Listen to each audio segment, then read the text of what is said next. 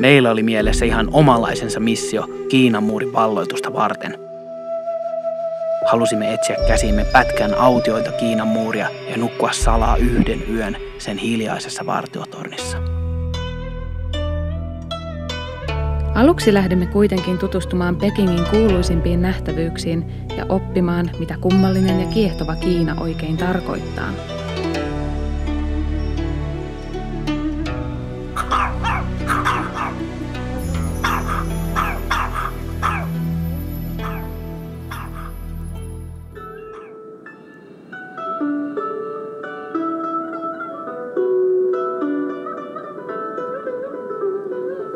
Kaoottisen liikenteen kruunaavat äänettömät sähkömopot, jotka viilettävät tuulen tahtiin autojen ja polkupyörien välissä mutkitellen.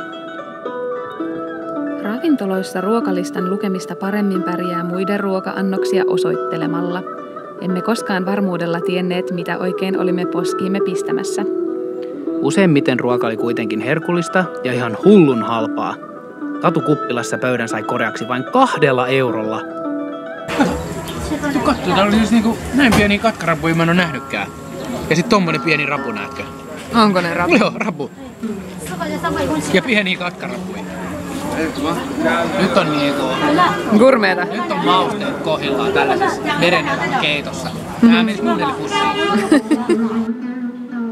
Meillä ei ollut hajuakaan, että maailman tällä puolella asuva kansa saattaisi peitota suomalaiset jonottamisen taidoissa. Voi veljet, Tiananmenin keskusaukiolla kiemurteli tuhansien ihmisten matojonomuodostelmia, eikä meillä ollut hajuakaan, minne kaikki ihmiset olivat oikein menossa. Onneksi onnistuimme löytämään lyhyemmän jonon Kiinan kuuluisimmalle palatsialueelle. No niin, täällä ollaan. Beijing Forbidden City. Ja niin kuin näkyy, loputon ihmisvirta tulee tänne ja nyt on kello vasta 12 ja on tiistai. Vähän ehkä liikaa väkeä.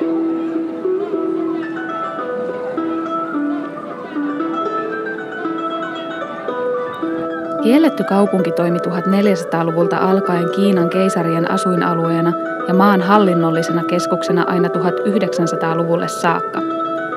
Vuosisatojen ajan tavallisilla tallaajilla ei ollut mitään asiaa tänne keisarien omaan lintukotoon.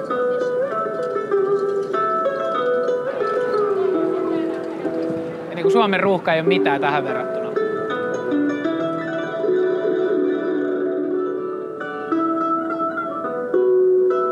Taivaallinen temppeli ja sen ympärillä oleva puistoalue on rakennettu Ming-dynastian aikana 1400-luvulla.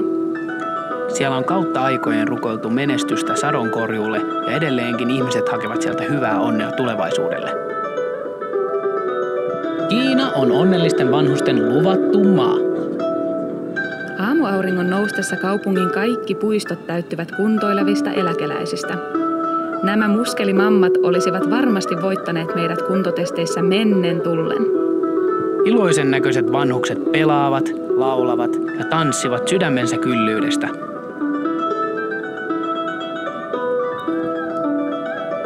Liityimme mukaan mummojen tai chi-rinkiin ja pääsimme kokeilemaan, miten maailman tunnetuinta kiinalaista urheilulajia harjoitellaan.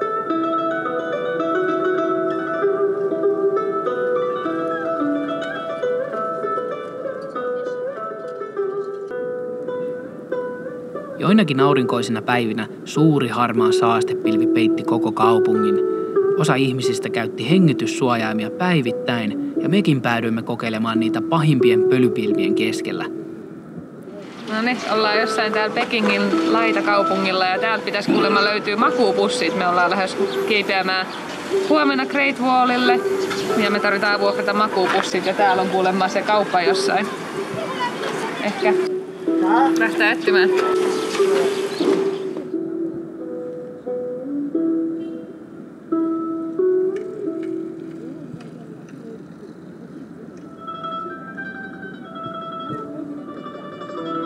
Aikaisin perjantai-aamuna lähdimme toteuttamaan salaista missiotamme. Kohteeksi valitsimme mahdollisimman syrjäisen ja hiljaisen muurinpätkän, kiemurtelevan lohikäärmevuoren, joka sijaitsee reilun 3 tunnin bussimatkan päässä Pekingistä. Kupeikou on ollut varhaisista ajoista lähtien Kiinan armeijan tärkeimpiä puolustuspaikkoja strategisen sijaintinsa ansiosta. Muurin ensimmäinen osuus on rakennettu 550-luvulla ja se on viimeistelty 1300-luvulla Ming-dynastian aikana. Yli 40 kilometrin pituisella muurilla on käyty historian aikana jopa 130 tärkeää taistelua. Kiemurtelevan lohikäärmevuoren muuri on edelleen suurelta osin alkuperäisessä kunnossaan ja sen rappeutuneisuus vain lisää paikan aitoa tunnelmaa.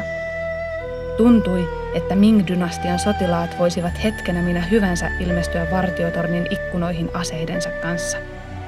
Vaeltamiseen kuului jyrkkiä nousuja, risoja portaita ja kapeita muurinpätkiä. Harha-askeleen sattuessa olisi voinut käydä hullusti.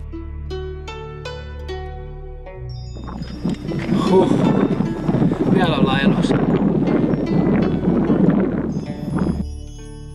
Muurin varrelle on rakennettu 143 vartiotornia.